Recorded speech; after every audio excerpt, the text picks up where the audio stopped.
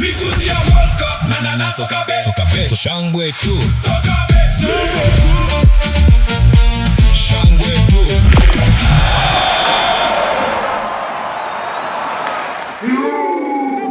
Bwana mdao mbuzi ama goat bet kwa lugha ya Kizungu, wewe unaona baada ya kombe la dunia hili utakuwa umefungwa rasmi? Mdahalo hauwezi kuisha leo wala kesho, utaendelea kuishi vizazi na vizazi. Kutoka kwa millennia mpaka sasa hivi tuko Gen Z na wale watakao kuja kutoka kwa generation zote, wanasema generation beta zote. Huu mdahalo utaendelea kuishi kwa maana Cristiano Ronaldo na bwana mkubwa Lionel Messi, mdahalo huu utaendelea kuwepo kutokana na legacy ambayo wameiweka kwenye mpira wa dunia hii, kwa sababu hata ukiona jezi zao wakati wanaingia kwenye michuano hii zenyewe zina designing ya tofauti. Kwa mzee mkubwa Cristiano Ronaldo yenyewe imewekwa kama siu aina yake ya ushangiliaji, lakini kwa Lionel Messi mimi nafikiri mjadala wa ni nani mchezaji bora wa dunia unaenda kuisha kabisa kwenye World Cup hii. Endapo Ronaldo asipojitetea basi kwake imeisha. Ili uwe mchezaji bora hapo kwa faida ya mtazamaji, Ronaldo mwenye miaka 41 anatakiwa kujitetea yeye. Yaani lazima timu yake wawe mabingwa. Isipokuwa hivyo anakuwa ni mchezaji mzuri au mchezaji bora. Sababu ili uwe mchezaji bora wa muda wote lazima ushinde vikombe vinavyoshindaniwa muda wote. Sasa mimi kwa Ronaldo hapo kwenye kuzungumzia kwamba mjadala huu hauwezi ukaisha, kwa sababu World Cup inakuja kila baada ya miaka 4 na inakuwa ni tournament fupi ya timu nyingi. Kwa hiyo wachezaji bora wote wanakutana World Cup. World Cup inabebwa na vitu vingi, inategemeana pia na wewe una nini kwenye kikosi chako, kwa sababu sasa hivi Ronaldo ameibeba sana Ureno. Ameibeba sana. Sasa hivi kwa kuta kina Joao Neves ana miaka 22, akina Vitinha miaka 26, Nuno Mendes 21. Kwa hiyo ni muda sasa wa akina Bernardo Silva, akina Bruno Fernandes, akina Joao Neves, akina Rafael Leao, Francisco Conceição kufanya as a collective, as a team, kuwa na juhudi za pamoja kuhakikisha wanaisaidia Ureno kushinda World Cup kama Ureno. Pointi yako ni kwamba Ronaldo asibebeshe gunia la misumari, kwa sababu Ronaldo aliwabeba zamani Ureno. Mimi kwa faida mtazamaji nitakupa hii kwamba kabla ya Cristiano Ronaldo kushakuwa na wachezaji mashuhuri sana Ureno kama Eusebio, kina Figo, lakini kabla ya Ronaldo kuanza kuchezea Ureno ilikuwa imefuzu makombe ya dunia 3 tu na major tournaments ambazo hazijazidi 6, lakini toka Ronaldo ameanza kuchezea timu ya taifa ya Ureno, Ureno haijakosa kushiriki any major competition. Lakini pia wana makombe ya timu ya taifa ni 2-3. Wana Euro Nations League na wana UEFA Nations. Kwa hiyo Ronaldo yeye kama yeye amefanya mengi kwa Portugal kuliko Portugal. Na kudhibitisha hilo sasa kwa Ronaldo, yeye ndo top scorer wa Portugal wa muda wote na mataifa yote duniani. Kwa hiyo mwenye magoli mengi. Kwa hiyo ni muda sasa wa hawa wengine akina Cancelo, Nuno Mendes, akina Vitinha kuhakikisha wao wanafanya juhudi binafsi za kuhakikisha Ureno wanafika kwenye kilele chao cha mafanikio na sio mafanikio ya Ronaldo. Yaani Ureno ikiishia hapa, Ronaldo atabaki kuwa pale juu. Kwa hiyo good debate inafungwa. Lakini kama Yahya anavyosema kwamba inatakiwa Ureno impambanie Ronaldo, basi Ronaldo asiwepo uwanjani dakika nyingi. Kama hata kuwepo Ronaldo dakika nyingi, unamwamini Goncalo Ramos kinachotakiwa kwa striker. Mimi nafikiri Ronaldo ana miss vitu vingi. Watu wengi wanamtetea kwa vile anafanya kwamba inawatrack mabeki wabaki nyuma, lakini naamini kama kungekuwa na mchezaji ambaye anaweza kukimbia kilomita nyingi uwanjani kwenye mechi dhidi ya Kongo, pasi za Ronaldo, za Bernardo na viungo wengine wa Portugal zilikuwa zinafika kirahisi kwenye area 18 kwa watazamaji au wapenzi wa soka wa Kongo kabisa. Watakumbuka kombe la dunia mwaka 2002 ilifanyika Korea na Japan kama sikosei. Sasa kombe la dunia hili kuna mtu alikuwa Ronaldo Nazario, wengine wanamuita the original Ronaldo. De Lima alikuwa anacheza kombe la dunia hili akiwa na kitambi kabisa. Mimi nita demonstrate kidogo namna ambavyo alikuwa anafanya. Sasa kama aliweza kucheza kombe la dunia hili akiwa na kitambi, na akaweza kuperform. Uone kwamba pengine kwa sababu Ronaldo aliwabeba sana Ureno kipindi chake kiwa bora. Kwa nini sasa hivi wasitengeneze gameplay, wasitengeneze team play ambayo inaweza ikamfavor ile Cristiano Ronaldo kuweza kuwa bora, kwa sababu goal scoring ya Ronaldo is still the best. Bado anafunga magoli akiwa ligi ya Saudi Pro League. Si ndio? Kwa maana hiyo kufunga Ronaldo sio changamoto. Kwa nini unavyoona anapewa lawama nyingi? Wanasema ukiwa nacho watu watakupenda, usipokuwa nacho watu wanasahau wewe kuyafanyia. Fadhila mfanyie mbuzi, binadamu atakunywa supu. Kuna kitu kinaitwa comparison kwenye football na kitu ambacho hakikwepeki kwa namna moja ama nyingine. Yaani baada ya Messi kufunga hat-trick kwenye mchezo dhidi ya Algeria, kwa maana Argentina, watu wanasubiri, expectation ikawa ni kubwa, lakini pia kwa mashabiki na watu wengi wakawa wanaamini sasa inawezekana mzee mkubwa pia akafanya the same ili kulipa, kwa sababu hawa watu wawili wamekuwa kwenye revival ya muda mrefu kwenye ligi moja huko.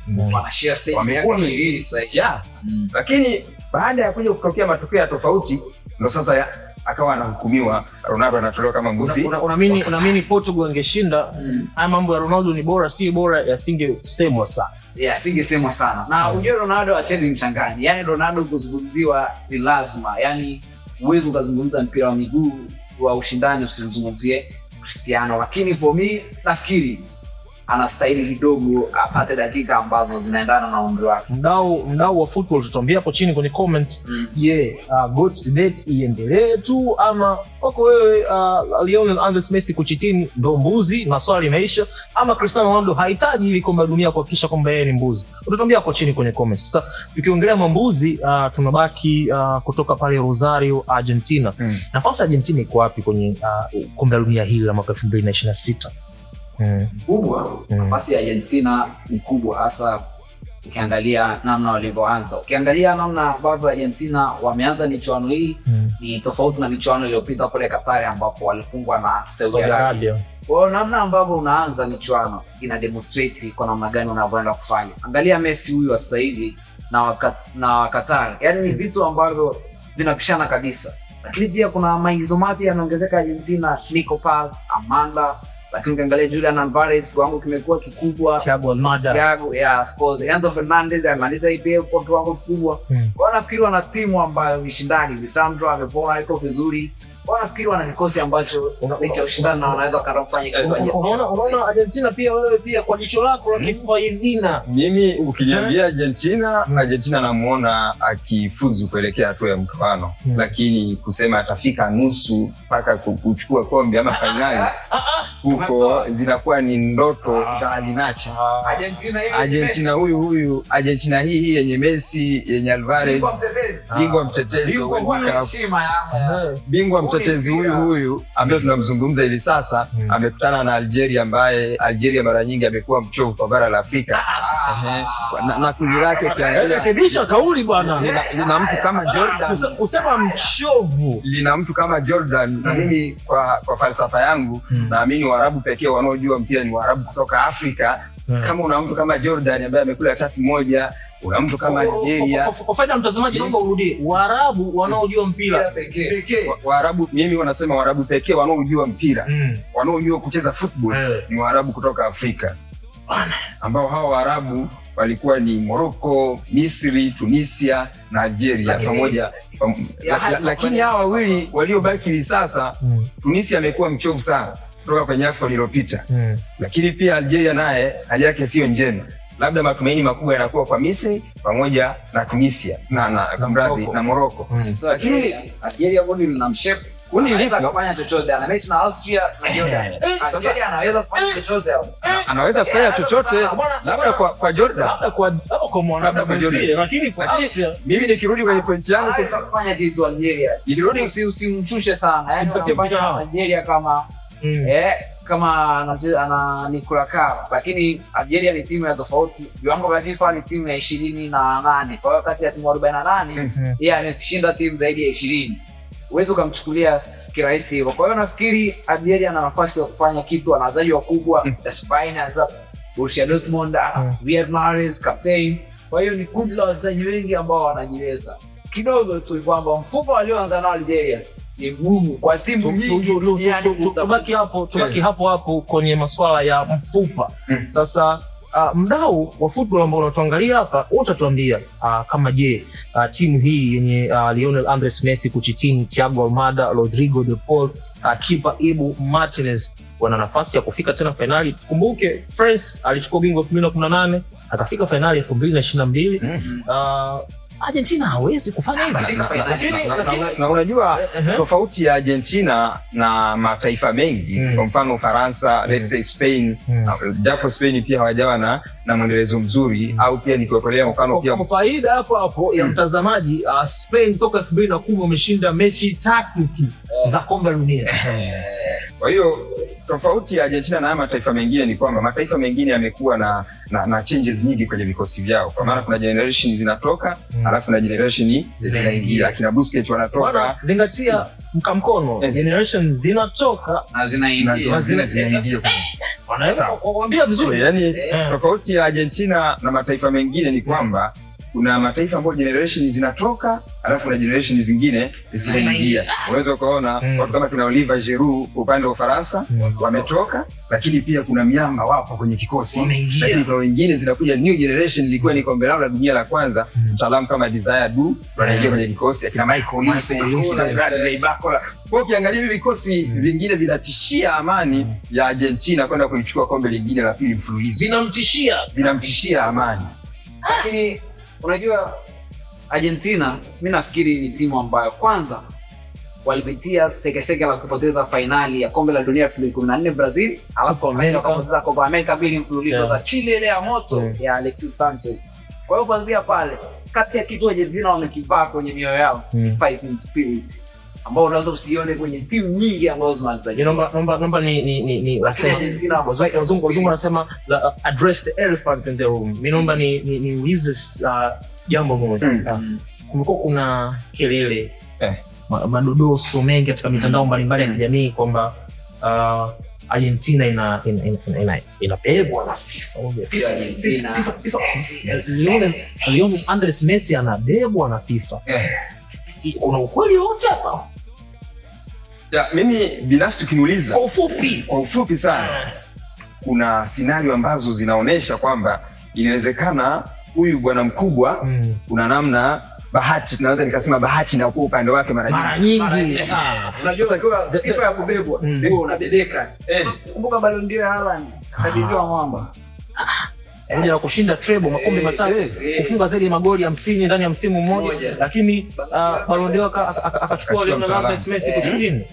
Kwa hiyo Iniesta 2010 ilikuwa ile Ballon d'Or kwa Iniesta na Schneider. Na hii swali hili nimeuliza kwa sababu hivi karibuni kwenye mechi ya Algeria, pengine Messi asingepiga hat-trick. Haiwezekani mtu umkanyage mguu mchezaji mwenzako kwa nyuma. Unajua kuna vitu vingi kwenye mpira wa miguu. Kuna biashara za watu, kuna watu waliolipa vingilio, kuna watu waliolipa vinamuzi. Yaani kwa hiyo kuna vitu vingi. Football. Kwa hiyo ikofikia hapa. Nikiwa nyumbani nimelipa kingamuzi changu kwa takriban shilingi 28,000. Muangalia Messi. Yaani unamwangalia Messi. 28 tu ndo usimtoe mtu. Anapigwa red card, anakosa mechi 2. Pesa 10. Wasiana kulala. Mechi 2 anakosa Messi. Kwa hiyo inawezekana ni biashara zenu zote zinaanguka. Hizi 28,000 za vingamuzi. Vingamuzi, vingilio, biashara za watu, makampuni yamewekeza. Na ndio kitu ambacho nilikuwa nakiwaza, nikasema finali inaweza ikawa Ufaransa na Argentina. Sababu kuna impact za kibiashara mule ndani. Watu watakalitazama hii mechi duniani, inaweza kuvunja historia ya finali zote za kombe la dunia. Kama wawili hawa wakienda finali, unamwangalia Kylian Mbappe na Messi. Mmoja ana hat-trick, mwingine ana kombe la dunia, ni bingwa mtetezi kwa mara ya pili mfululizo. Kwa hiyo mara nyingi mpira wa miguu ulikotoka biashara imeshafika kwenye biashara, kwamba ninyi mnaenda kucheza finali. Finali kacheze Netherlands na Morocco. Sisi tunapata nini kama makampuni? Au Qatar na Curacao. Mbona unawasikitikia Curacao? Kwa faida ya mtazamaji, kwa mtu ambaye leo kwa mara kwanza unatuangalia, tulisema hapa Curacao kwenye kipindi kilichopita kwamba ni kati ya timu ambazo zinakuja kwa mara kwanza zikiwa na takriban watu 150,000 tu. Na hicho ndio tumeenda kukishuhudia kwenye mechi yao dhidi ya German Machine. Walipigwa Spana goli 7-1, yani walizabanzwa goli kweli. ya ukubwa sana. Bwana siku umekuja vibaya. Ukijikanyaga. Hawana kupiga za kutosha. Sema na usiku ameingia vibaya. Wanafungwa moja nje ya mashindano. Unagusu. Maana hiyo siku naona haiko mbali ya Ujerumani kufungwa moja. Wewe ulisema wewe lakini kwamba hawatafika popote. Yaani watavuka hapa makundi lakini hawatafika popote. Ogopa mtu anayefanya naomba jambo moja, angalia kamera pale alafu mwambie kwamba hawatafika popote Ujerumani. Yaani huko popote nayo izungumzia mimi ni kwamba yaani ni nusu finali huko Afrika, yaani huko Ujerumani tunawasahau asubuhi kubwa. Sababu walikutana na Karakao, hawajakutana na wataalamu kama Morocco. Unajua Morocco ni timu pekee ambayo hata Ivory Coast si wako kundi moja. Na Amerika ya mechi ngumu ya German. Aanze kujitambulisha kwenye michuano hii ni kucheza na Cote d'Ivoire. Itakuwa ni mechi ngumu sana kwa kiwango ambacho Cote d'Ivoire nacho. Bandi Omande. Moja kati ya wachezaji ambao wamekuwa na kiwango kikubwa sana. Haogopi. Anaanza akaishambulia safu yoyote. Amna mchezaji mzuri wa nafasi ya ushambuliaji kama yule mchezaji ambaye haogopi kufanya makosa. Yaani ukiwa uogopi kupoteza mpira ukiwa unapiga chenga, wewe ni kati ya washambuliaji. Kama mimi ningekuwa kocha ningekuangalia sana. Lakini hapo sasa tuondoke kwa kina Leonardo. Tunatoka Rosario, Argentina, tunarudi katika bara letu hili la Afrika. Timu za Afrika kuanzia Cote d'Ivoire wameonyesha kiwango bora sana, wameshinda, wamemtungunywa Ecuador lakini pia Morocco amembishia kweli kweli Brazil. Ukiangalia mechi ya Morocco, Morocco amembishia Brazil au Brazil amembishia Morocco? Hiyo ni swali nzuri. Bwana vizuri. Ni Morocco amembishia Brazil ama Brazil amembishia Morocco? Kwangu mimi kutokana na legacy ama legendary status ya Brazil nampa benefit of doubt kwa sababu bingwa mara 5 wa mashindano haya, huwezi kusema kwamba yeye ndo amebishia. Kwa hiyo nimempa kwa mazingira ya nje na haya ndo wenza au Brazil ndo amevaa nyekundu ni Ibidi umuulize sasa kwanza. Sasa hapo Morocco amebishiwa na Brazil. Wamebishana na Brazil. Belgium na Egypt and ingeweza kwenda popote. Yani it was anyone's game. Sio? Lakini wametoa sare moja.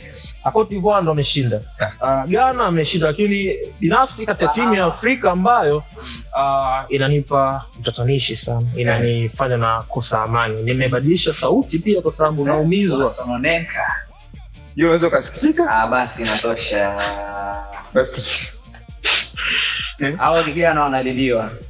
Black Lions katika timu ambazo Black Stars katika timu ambazo mimi binafsi zinanivunja sana moyo ni Ghana, kwa sababu Ghana ilikuwa ni kimbilio la Afrika. Ilikuwa ni nyota kwa Afrika, wengi walikuwa wanaipenda sana Ghana kwa sababu namna ambavyo walikuwa wanacheza kipindi cha kina wakina John Mensah, Jonathan Mensah, kina Samoa Gyan, walikuwa ni watu kweli wa football. Sasa Ghana sasa hivi ambayo inabishiana na Panama ambayo mimi naamini kabisa hii mtazamaji kama utabisha sawa, lakini kwa timu yangu umesema mimi niko kwa Umiseta, nilikuwa nacheza kikapu, lakini kuna shuleni nilosoma iko Kilimanjaro kwa Evo. Niliposoma kulikuwa kuna timu ya football ambayo inafunga Panama, inamchapa Panama vizuri kabisa asubuhi kweupe. Panama kwenye 2018 Russia alichukua 7 zile za Uingereza kama mnakumbuka kwa vile vikubwa ni Panama alimchapa Russia alimchapa Panama. Panama alifungwa 7 na Uingereza. Yaani kombe la dunia linafanyika Russia. Panama alifungwa 7 na Uingereza. Walishazoea vipigo vizito. Kwa hiyo kama Ghana alimpunguzia dozi. Ghana sio kupunguza dozi. Kama mimi mechi nimeangalia kwa sababu mbaya ni kwamba mimi mechi Ghana alifunga goli dakika za usiku. Mwafrika gani mwingine DRC Congo. Congo amenikwaza sana kwa sababu kwanza Congo huyu amembishia mbuzi Cristiano Ronaldo. Unajua Congo njia yake ilikuwa ni ngumu sana kwenda World Cup. Kwenda World Cup kwanza ilikuwa ni kabla ya mashindano. Congo akapigika sana, ashapeseka sana. World Cup ni sehemu yake ya relax. Kwa hiyo Congo ameteseka kwanza kisheria. Ameteseka kwanza kwa Nigeria, yani Nigeria ambaye hayupo kina Demola Lookman, kina Victor Osimhen wamemtesa sana. Kameruni pia. Kameruni wamecheza wote playoff.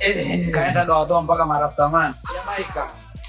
Kwa hiyo Kongo hapo alipofika sio kitoto. Inawezekana ni miongoni mwa timu chache ambazo zimeenda World Cup, zimepitia masekeseke mengi, zimecheza mechi nyingi. Sasa tubaki kwa Mfaizina, nije kwako. Wewe unaiona Kongo ndio surprise team kwenye mashindano haya? kwa sababu sidhani kama tulitarajia timu kama Kongo ingefanya vile mbele ya Portugal, kwa sababu zilikuwa zinaonekana kama ni timu zote zenye uwezo sawa. Hakukuwa na maajabu makubwa yaliyofanywa na timu ya taifa ya Ureno kwenye mechi hiyo. Je, kwa wewe hiyo Kongo sio surprise team, sio surprise team? Mimi mpaka sasa hivi na timu ambayo imeni surprise, hata kama hainaendelea kuni surprise, lakini hapa ilipofika imetosha. Okay, very. Ndio kikaba walipowakaba wale Spain, mpaka mtu mmoja rafiki yangu anauliza hivi Spain ugondoa ya mali anabaki nani? Lakini pia hapo nitawapa chapua Cape Verde. Mimi ni mdau ambaye naangalia mpira sana. Mimi mechi yote naangalia. Mechi ya Cape Verde na sio kuangalia, nafuatilia vidude vidogo. Small things. Nikaambiwa bwana kwenye ile mechi kwa wadau ambao walibeti foul walilamba unga. Unaambiwa Cape Verde wamekuwa na umiliki wa mpira kwa 27% tu kwenye mechi ile, lakini wamefanya foul moja dakika zote 90. Hivyo timu gani ambayo inazuia na inafanya bila kufanya foul? Sasa unajua hapo tena maturity kabisa. Kiangalia structure ya Cape Verde ilivyokuwa, unaweza ukasema yani Spain waliamua kucheza ule Barcelona fulani hivi. Wachezaji nani wa Spain, na unajua Spain mpira wao unakuwa umetengenezwa kutoka kwenye grassroots. Kwa hiyo watu wa La Masia wanajua kucheza mpira wetu na lazima waendane na falsafa ya timu ya taifa. Lakini for sure na wahakikishia hapa, naongea mbele ya hizi kamera, Spain ana kazi kubwa sana ya kufanya. Mimi naomba kabla hatujaendelea, naomba kazi kubwa sana kabla hatujaendelea sana, tunaweza tukampigia makofi mtaalamu Vozinha babu. Bwana Vozinha, sasa hii nawapa zile za ndani kabisa. Vozinha wengi wanajua kwamba alikuwa na followers wachache, amepata followers sasa hivi followers wake wanafikia milioni 10.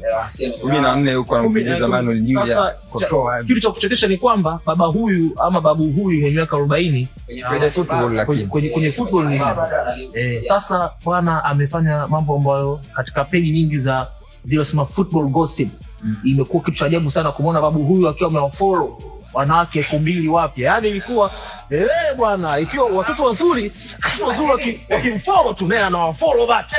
Afrika Baba anataka nini huyu bwana? Ameshateseka mno huyu baba, akapiga zake services 7 ndani ya box. Vozinha top, na sio services za zaidi ovyo ovyo, za top player. Ndio Michael Ball, na Ferran, na unazia Dan Olmo.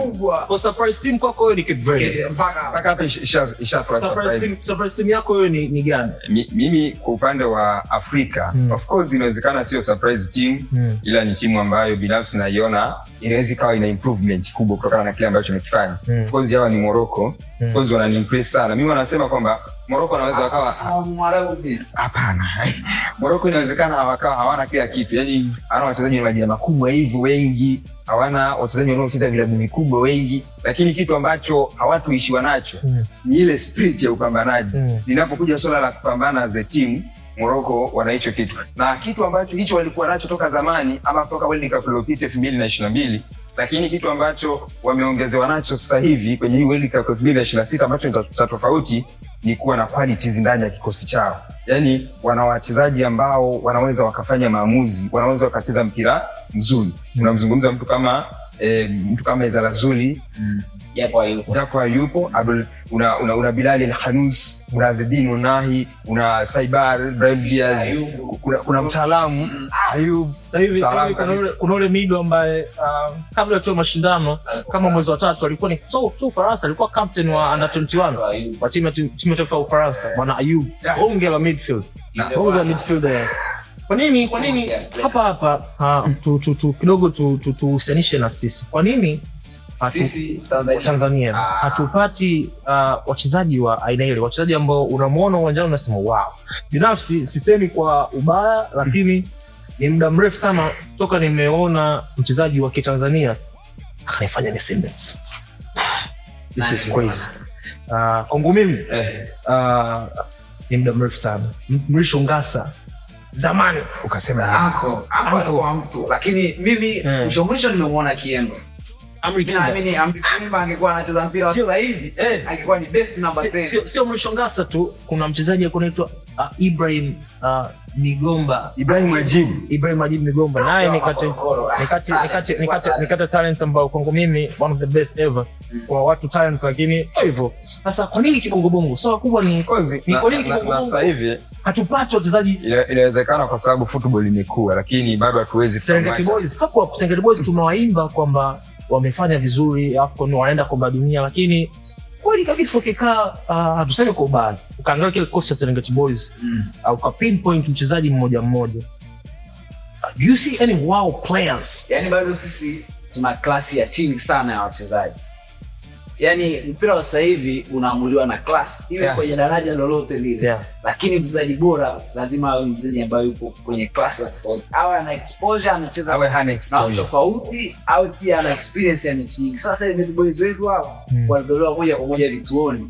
Inawezekana mechi zao za graffiti zilikuwa ni vituo kwa vituo. Walikuwa bado hawajapata mechi za mataifa kwa mataifa. Lakini kwa wenzetu anatoka bado akiwa mdogo anaenda kucheza Ufaransa. Anafundishwa na walimu ambao wamesoma football. Unajua si walimu wengi wanafundisha michezo, mashabiki wa Manu. Mwalimu yule shabiki wa Manu ndio mwalimu wa michezo. Mwalimu mwembamba ndio mwalimu wa michezo. Mwalimu tu yeye kwa sababu anaupenda mpira akaamua awe anawahimiza mjini. Hapo kwenye mwalimu wa michezo, kwa wadau ambao wanakumbuka umeseta kwa kuna tukio la kuchekesha sana. Sisi mwalimu wetu wa michezo katika shule mimi nimesoma Umbo Sekondari A-level. Mwalimu wetu yule alikuwa mwalimu wa michezo wa wanawake, timu ya mpira ya wasichana. Sasa kwa kipindi hicho umeona ya wilaya ya Kibosho vijijini, na hisi wilaya kama sasa ilikuwa inaitwa hivyo. Sasa mwalimu yule alikuwa na demonstrate, anaelezea namna ya kupiga penalti. Alikuwa ni mwalimu mwenye, sasa hivi mimi na kitambi tu kutokana na majukumu, alikuwa na kitambi kama chao. Umeona, sasa alikuwa anaelekeza wale mabinti namna ya kupiga penalti usipaishe. Sasa kitu cha kutikisa ni kwamba wakati anaelekeza mwenyewe akapaisha. Hapo hapo atawaambia usipige kama mimi, fuata maelekezo yangu. Sasa kitu cha kutikisa ni kwamba bwana mpira unataka kupiga penalti usipaishe, usogeze weka kimlo cha kujazia juu, maelekezo mengi. Hapo akapiga akapaisha. Hii inakuja hapo kweli kwamba inawezekana walimu ama kocha wa mpira hapa kwetu Tanzania sio watu kweli wa soka. Ndio maana mimi nilishawahi kutoa arguments moja nikasema kwamba inawezekana ukawa ni mpango kama taifa. Yaani tusije kuanzia kwenye huku kutengeneza wachezaji, inawezekana tukaanzia kwa walimu. Kwa maana ikawepo kwa mfano kila wilaya kuna walimu wa mpira wa miguu. Sahihi. Professional fulani ya mpira wa miguu, aidha umewapeleka nje ama kuna hizi zinazoendeshwa na TFF, walimu wanafundishwa. Kwa hiyo ukiwa na walimu wengi kila sehemu uliowafundisha kufundisha mpira wa miguu, tayari wao mpira wa miguu unakuwa kama passion. Yaani yeye kitendo cha kuchukua vijana hapa kuwaleta uwanjani ama kuwaita uwanjani inakuwa ni jambo la kawaida. Huko akiwa anawafundisha kwenye misingi, kwenye roots, unasema grassroots. Lakini timing pia ni sahihi. Je, ilikuwa Tanzania bwana, sisi ndio tulifungwa watu wanalaumiana wenyewe. Mafundi wanalaumiana. Timu ya Spain mara nyingi hata kwenye vilabu hivi vya vilabu vingine La Masia wanakuwa na adapt Fabrice, lakini pia hapo tunaweza kujifunza kwa Ujerumani. Post Ujerumani kilichochukua kombe la dunia mwaka 2014 program yake ya wachezaji. Ndio maana sasa hivi unakuta wachezaji kizazi kile baada ya kupotea wanapata wakati mgumu tena ku restart the program, kwa sababu kile kizazi cha kina Steve Mario Götze, wakina nani wale Thomas Muller, wakina nani wale, kile kizazi ambacho ni program ambayo ilikuwa ni program ya muda mrefu na kuhakikisha kwamba mpaka kesho bwana anakuja anachukua kombe la dunia. Kwa hiyo hata sisi tuhakikishe kwamba tunakuwa na long term plans kwenye mambo yetu. Sasa jambo ambalo linakuwa changamoto sana. Sasa hivi kuna mtu anaitwa Miroslav Klose ana goli 16. Alikuwa ni striker huyu, amecheza Lazio na timu ya taifa ya Ujerumani. Alikuwa anaonekana kwenye vitu vingine. Zaidi ya kombe la dunia tu. Kombe la dunia tunamkuta ama kipa wa Mexico bwana Joalimo Ochoa. Messi amefikia rekodi ya Miroslav Klose ya goli 16. Si ndio? Anahitaji goli moja tu kuvuka kwenda juu. Lakini Mbappe anahitaji magoli mawili aifikie rekodi hiyo yote. Sasa swali ni kwamba tuachane hizo all time top scoring records. This time around nani unamwona anaweza akachukua kiatu cha ufungaji bora? Mimi binafsi ukiniuliza bado nabaki kwa Kylian Mbappe. Nabaki kwa Mbappe kutokana na sababu nyingi. Kwanza yani Mbappe, ninapokuja swala la kombe la dunia nilikuwa naangalia facial expression ama mtazamo tu wa mwili, lugha ya mwili. Nikimwangalia hivi anaonekana ni mtu ambaye kwanza analitamani kombe la dunia, lakini anatamani kufunga. Yani unaona mtu akifunga, yani namna anavyoshangilia, unaona kabisa huyu jamaa kuna kitu amekidhamiria kwenye hili kombe la dunia. Lakini kuachana na hicho, kama ni kiu yake kufunga, lakini bado ana supportive nyingi. Yani ana watu ambao wanamsaidia sana kwenye majukumu yake. Ana rasilimali ambazo zinaweza zikampatia huduma ya yeye kufunga. Yani hapo unazungumza ana Michael Olise, ana Desire Du, bado ana mtu kama Dembele, alafu bado wana Rabiot mtaalamu Madiba. Nafasi nyingine hapo kuongezea tu, ana nafasi ya kuchukua kiatu kwa sababu France ana nafasi pia kufika mbali. Tuje kwako wewe. Dembele na imani tofauti. Naamini magoli mengi ya Ufaransa watagawana sana. Watagawana sana. Mbappe atafunga, Olise atafunga, Du atafunga, Barcola ameshafunga. Lakini kwa Argentina naamini sosi kubwa ya magoli yatakuwa ni Messi. Naamini Messi anaweza akafikisha magoli zaidi ya 9 kwenye mchuano. Kwa miaka hivi karibuni hakujakuwa kuna mtu aliyefunga magoli zaidi ya 9 kwa miaka hivi karibuni. Unajua tofauti ya kombe la dunia hili na kombe na makombe mengine ya dunia yaliyopita, hili lina timu nyingi kidogo. Kwa hiyo hata mechi zake na michezo ni mingi pia. Na michezo ni mingi. Kwa mdau wa football, wao watatuambia ni Messi, Lionel Messi ama Kylian Mbappe, nani anaweza kaa top scorer kwa national, au kama japo pia inategemeana na Uingereza watafika wapi. Harry Kane magoli tumemsauli. Wewe kama mchezaji wako kwamba unaamini anaweza ka top scorer kwa national, unaweza kutuambia hapo chini kwenye comment. Lakini pia bila kusahau Sokabet, www.sokabet.co.tz, kuna soko linaloitwa Outrights. Ili soko unabashiria kitu kama hicho. Unaenda pale kwenye Outrights, unaenda sehemu ya top scorer, unachagua mchezaji gani atafunga magoli mengi zaidi kwenye bwana. Sasa jambo lingine, tumetoka kwenye Golden Boot, tubaki hapo kwenye Golden Ball, yani mchezaji bora wa mashindano. Wewe kwako unamuona nani? Hiyo tuzo za FIFA na tuzo nyingi kubwa ni tuzo za biashara. Lazima jina ambalo utakuwa linatolewa ni jina la mtu ambaye kwanza marketable, yuko marketable, ata make statement. Nafikiri watu ambao wana probability ya kufika finali, Kylian Mbappe, Lionel Messi. Nafikiri ukitaja na viungo, nafikiri Michael Olise ameshakuwa man of the match kwa mara ya kwanza. Alikuwa na mchezo mzuri sana wa kwanza kombe la dunia. Nafikiri Michael Olise, nafikiri Kylian Mbappe, Lionel Messi. Kati yao kuna mmoja anaenda kuchukua. Kwa nini wachambuzi wengi wa football, kwa nini wadau wengi wa football mention Harry magoli Kane kwenye listi hizi? Yani unajua kwa Harry Kane, yani Uingereza timu yao kimsingi, timu tunasema timu ambayo ina watu wanazungumza sana. Yani wakishinda watazungumza, wanaweza wakifunga watazungumza, kikosi kikitoka wanazungumza, mechi ikiisha wanazungumza, akiwekwa benchi mtu wanazungumza. Kwa hiyo tubaki kwamba tuzo ya mchezaji bora wa mashindano haya kombe la dunia Marekani, Canada na Mexico inaweza ikaenda kwa mchezaji ambaye yuko very marketable, yuko presentable, ambaye anaweza akaleta ushawishi. Sasa kazi inakuwa kwako mdau wa football kutuambia wewe nani anaweza kuwa mchezaji bora wa mashindano haya kombe la dunia.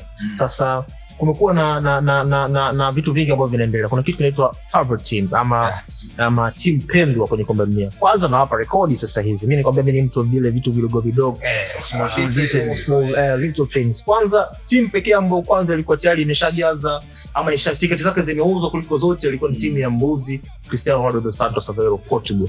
Ndio timu ambayo cha kushangaza kabisa, ndio timu ambayo tuseme hizo tiketi zilinunuliwa kwa sababu ya Ronaldo. Ronaldo aliuza mechi zote. Kwa sababu juzi mimi nilikuwa naangalia mpira na watu ule uwanja walikuwa wanacheza Ronaldo kwa maana Ureno na Kongo, zilikuwa zimevaliwa jezi za Ureno. Nikawaambia watu kwamba hizi jezi ziangalie vizuri, unaweza kukuta kila baada ya watu watatu kuna jezi namba 7, kuna jezi namba 7. Yani kuna ikapigwa overview fulani hivi ya mbali, wakaonekana watu watatu wamekaa hivi, jezi namba 7. Nikasema na hapo kama inawezekana hao mashabiki walioenda, inawezekana yupo Algeria mule, yupo Qatar mule.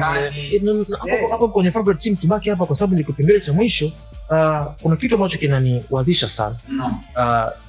Mtu kama Cristiano Ronaldo kuanzia na miaka 39 hapa amekuwa namna anavyocheza, yani imekuwa kifaza na imekuwa muda mwingine nasikitisha. Unasema it's painful to watch kwa mashabiki wa Ronaldo. Kama mimi ni enzi zangu nimebadilika sana magazeti, hadi trunka langu ikifungua lilikuwa lina picha za Ronaldo. Mimi ni shabiki kulialia kabisa wa Mbuzi. Sasa nikiwa nikiangalia naona nasikitisho, mechi ya Portugal na Congo ilikuwa inaniumiza sana moyo wangu, lakini bado siachi kuamini kwamba anaweza kufanya.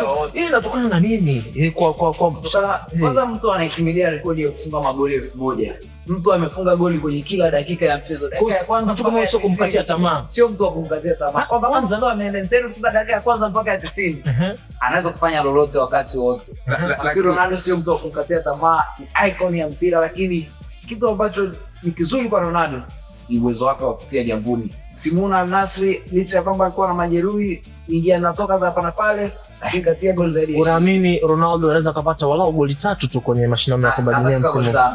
Matokeo aliyopata dhidi ya Kongo yameumiza sana timu ya taifa ya Ureno. Kwa maana mechi inayofuata Uzbekistan kazi anao. Uzbekistan ya mwanangu alikuwa ni Kusanov.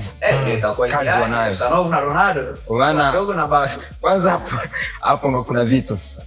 Ronaldo mimi naweza nikasema Ronaldo ajiangalie, kwa sababu Kusanov aina yake ya uchezaji ni aggressiveness ya hali ya juu. Nimeona Kusanov anaenda amemchapa kameramani. Yaani kwanza ameanzia kwa Luis Diaz mpaka kwa kameramani. Kwa maana aggressiveness ya kwake kwenye uchezaji ni ya hali ya juu. Na Ronaldo sasa hivi tunazungumza, of course body morphology yake iko vizuri, na kutokana na aina yake ya ulaji, training yake na lifestyle kijumla, lakini umri unaambia fuck time always catch up to sahihi.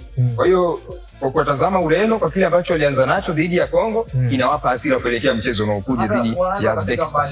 Kwa favorite team yako wewe ni ipi mpaka sasa? Mimi favorite kama nilivyoanza ni Ufaransa na Ureno. Utakuja na timu Morocco, utakuja na timu mbili. Favorite team yako ni nini? Anza na timu moja lakini finali usikose timu. Yaani hiyo sheria ile. Unaanza na timu yako moja lakini mpaka finali unakuwa na timu. Hapo unauhakika kwamba inawezekana finali isichukue, lakini timu yako itafika finali. Sasa finali utakuwaje na timu moja? Alafu finali ukawa tena na timu nyingine. Kwa sababu yani mimi nikupe tu finali tukana finali unachukua timu. Mimi nakupa tu mfano mdogo. Wewe unakuwa kama unafaulishwa. Yani kwa mfano hata wewe sawa. Ukatoka hapa Dar es Salaam, ukaenda let's say Simiyu, ukafika tu pale uwanjani ukakaa pap, afu ukakuta watu wanacheza, wamevaa jezi let's say nyeupe au nyeusi. Utaangalia dakika 5 10 ushapata timu. Sasa hii inavyoonyesha ni kwamba mashabiki wengi wa mpira hasa kipindi cha kombe la dunia wao ni kama wale abiria wa Mbagala. Kuna mitaa Mbagala kule Kingugi, kwa Dumba, kwa Nyoka, kwa Simba. Magari yale huwa lazima ufaulishwe. Na magari yale ni kati ya magari hatari sana. Kama wewe ni mkazi wa maeneo yale utanisamehe sana. Lakini magari yale kwanza hayana viti vya kawaida. Magari yale ukutana na mabenchi. Umepanda dadala lenye benchi. Unaona tanki la mafuta liko nyuma ya kiti cha dereva. Kwa hiyo ni vitu kutanaisha kweli kweli. Sasa washabiki wa soka kipindi cha kombe la dunia wao wanakuwa kazi yao ni kufaulishwa. Watu wanahama timu moja kwenda timu nyingine. Mfaidhina hapa bwana Yahya alisema bwana yeye ni either Ufaransa ama Ureno. Kwa hiyo yeye anaangalia yote atakayepita ndo atapita naye. Basi Johnson, unasema timu yako ni gani? Mimi nafikiri Argentina. Watafanya vizuri sana hapa. Hiyo ni timu unaishadikia kwa sababu ya shadiki au kwa sababu ya mchezaji? Mimi ni shabiki wa Ufaransa. Lakini timu itakayofinda mbali, itakayochukua kombe ni Argentina. Kwa hiyo wote mna timu mbili manake. Muhimu lazima wawe na spare team. Kumbe nyinyi ni kama wale abiria wa Mbagala. Yaani ninachokuhakikishia ni kwamba timu yangu itafika finali.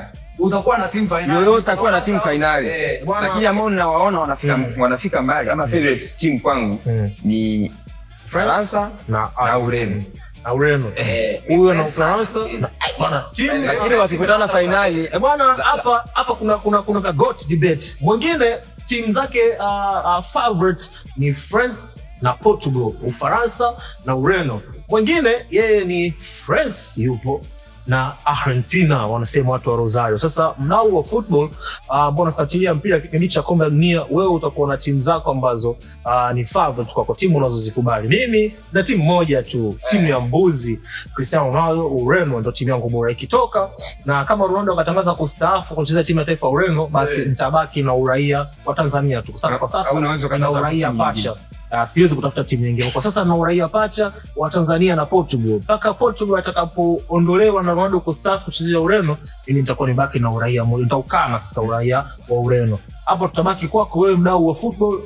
Wanasema michuzi na World Cup. Yaani unaangalia World Cup huku unachukua michuzi. Soka bet tuna tournament bwana, ambayo unavozidi kubeti kwa dau kuanzia shilingi 50 tu, ukaweka mechi ambazo ukaweka mkeka ambazo zina mechi zenye odi kuanzia 1.2. Mechi mkeka huo una mechi walau 3 tu. Unakuwa kati ya washindi ambao wanajishindia mpaka shilingi milioni 50. Unataka nini? Wewe mpira usini ambao ukiamkia asubuhi kwa sambusa unakataa kuiweka kwenye mkeka. Upate milioni 50 unajua ufanye chochote. Na siku hizi hakuna bidii ya 50. Siku hizi hadi bidii ni 100. Lakini hapa soka bet kupitia tournament ya michuzi na World Cup, shilingi 50 inaweza kukupa mpaka milioni 50. Bwana tengeneza trading lako kwa 50 yako hapa mpaka Kigoma. 50 na ndio unaanza sasa. Hawanipendi. Ndio naanza sasa. Na mtoto mdogo miaka 28 unakuwa na laani watu. Atafika wapi? Tunamjua. Yote kwa sababu tu umeshindwa kumashiri na soka. Bwana, hii ilikuwa ni Soka Spotlight. Mara na wakati mwingine tutarudi hapa tena. Ilikuwa na Bwana Johnson na Mr. Haya Mfaizina. Soka bet shangwe tu.